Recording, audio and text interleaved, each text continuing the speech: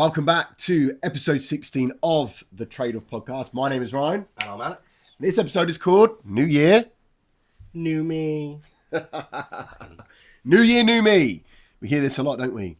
Yeah. Being brashed around everywhere. New Year, new me. Why is that? Why is it New Year, new me? Why does he need to take a new year for a new you? Because people don't want to fucking do what needs to be done now, Ryan. We know the answer to this. Is the new year just a date stamp for people to have an excuse to prolong the inevitable of them actually starting something good in their lives and achieving a goal? Having a start date is obviously a good thing to have. Yeah, but dates are usually, a start date is usually in the future. Yeah, exactly. The problem with now. The whole new me, new year, new me, right, is number one, it opens up for you to make an absolute fucking mess of your life between now and then. Because what do people do? They go, right, I'm going to start a diet on Monday. It's Wednesday today. I won't start today. Yeah. Because what I want to do is I want to get all them cravings out of my body. I'm going to eat cheesecake. You start your diet, you're actually 5 pounds fucking heavier than you were when you said you're going to start a diet.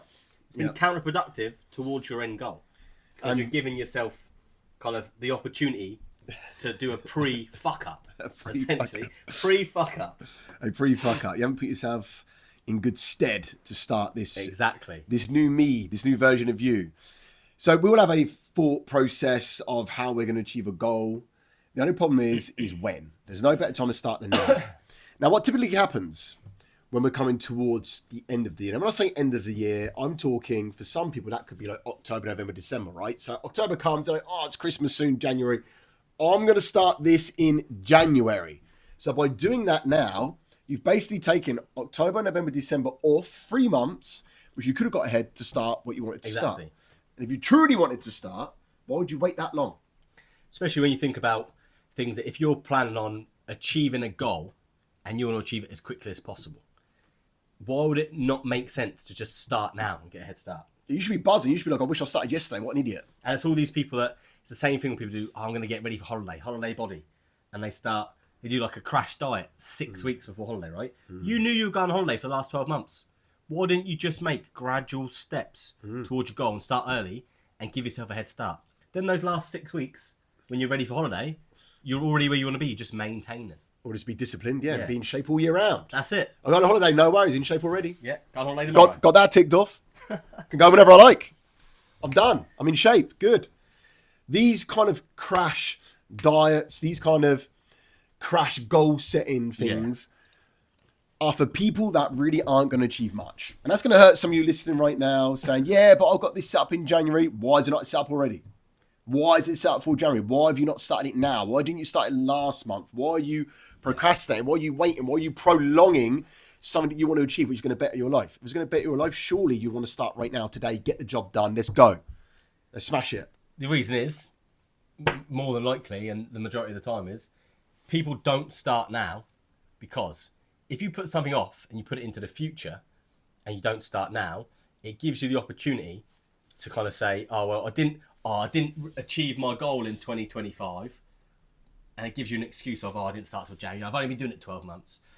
If you don't get started and if you don't start, you can't fail. I mean, you see it all the time. Oh, mate, I'm going to get into it eventually. It's not that you don't want to do it. People want to do things all the time. People have got goals, ambitions. What they also have is fear.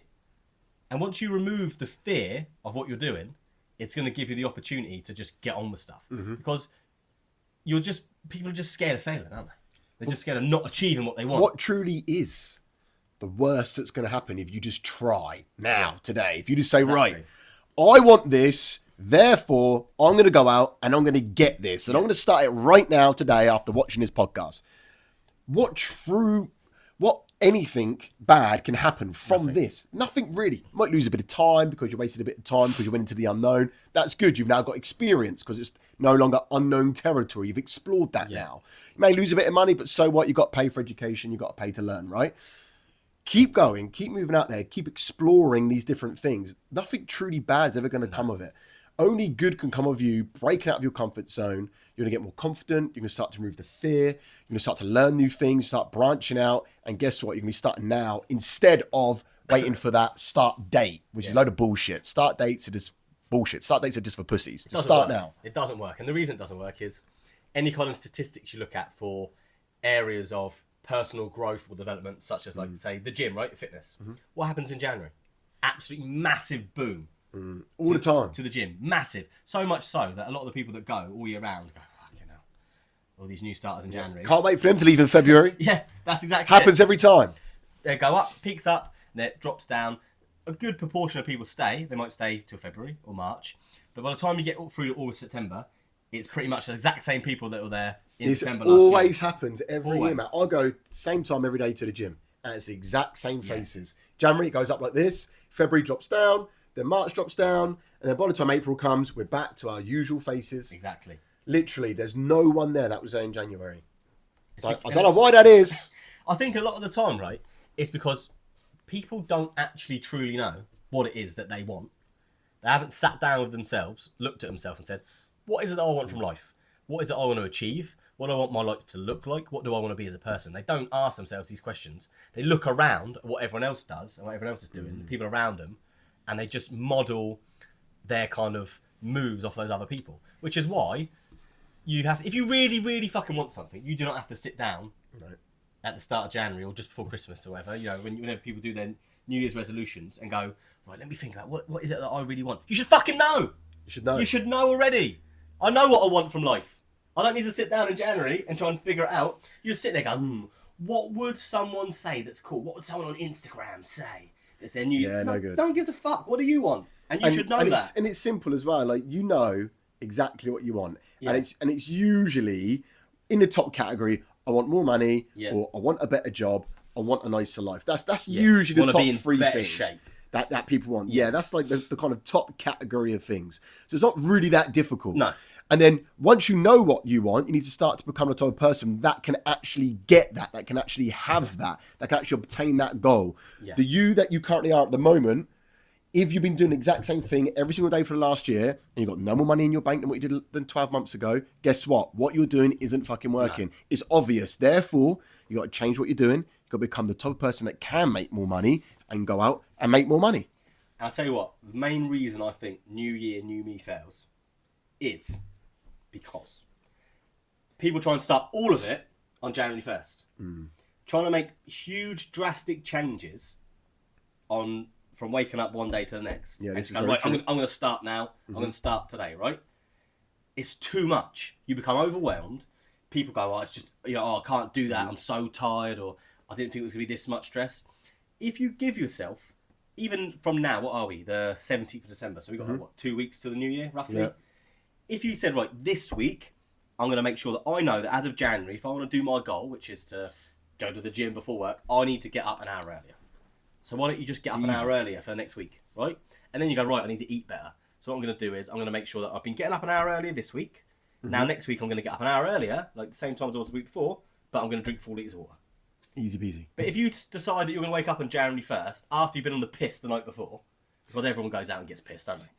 Whatever else you might do. I was going to interject here, right? Because that always amazes me. New year, new me. And everyone gets absolutely smashed on the 31st. Yeah. It's fucking pointless. It blows my mind. So you're going to enter the new year still drunk, because you're not going to be fully sober when you first wake up. No. A headache, hanging for at least 3-4 days, because your brain ain't going to be sharp. No. And then you're going to start all these brand new goals completely on your weak foot. And what's the first goal? Usually, everyone does. Dry January. And then they get to the end of January. Again, that's the same as a crash diet. Yeah. They get to the end of January and they go, I feel really, really good. I'm not going to drink. And they make this huge life-changing decision not to drink. It's from someone that was pissed a month ago. And they go, okay, cool, I'm going to carry it on. It lasts about as long as the people around you keep it up. As soon as 3 or 4 of your friends decide they're going to go out and drink, you drink. Because there was no personal connection or want for that goal. It was just a made-up thing, I haven't drunk for the last 30 days. It's just a bandwagon. Yeah, it just jumped to the bandwagon, right? Yeah. Like, I don't drink. I haven't drunk for a long time. Sometimes I have an occasional drink at, like, the wife's birthday or a Christmas meal or whatever, but I don't drink as a standard. And that's because it doesn't agree with me. I don't like it. I'm not productive. And if anything, it takes away from what I want to do. If I get smashed today, I'm not going to perform tomorrow. And the performance tomorrow is more important to the end goal than this whatever feeling I'm going to get from drinking some alcohol. Yeah, it's pointless. This temporary feeling. So I'm just in dry life. Dry life. Dry life. There we are. But like Alix said, he has different facts that he's analysed about himself, which is a good trait to have to understand why that he realises that drinking does not serve him. He's not just going to do a random dry January, then can't wait till February to have a drink now. Because that's actually what happens. I met some people that have done dry January and they're going, I can't wait till Feb. I'm dying for a beer. Like, what the fuck? Yeah. But you're completely missing the whole point. Like Alex just doesn't want to drink because he knows it doesn't serve him that well. Dry January, just have it all for a month. Well done. Then I'm sure you're going to make up for that month of non-drinking throughout the rest of the year. That's what happens, isn't it? This is what happens. But come January, right? This is what happens. And this is what I've analysed from a lot of people around me. Is they start January with these goals, but they're unequipped. So they start with these goals. And as Alex says, they're kind of bottom more they can chew. They jump right in. Great. Or it's something they don't really even want. They just jumped on a bandwagon. They've jumped into something.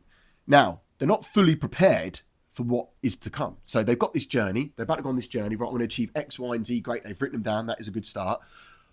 But they haven't fully prepared to achieve these goals. So they set themselves up to fail already. Then, number two, why do they fail? Because it takes longer than what they expected. Like, fucking hell. I've been doing this for 2-3 months now. I thought I'd have at least achieved X, Y, or Z. Exactly. No, things take longer and more effort than what you expect them to take.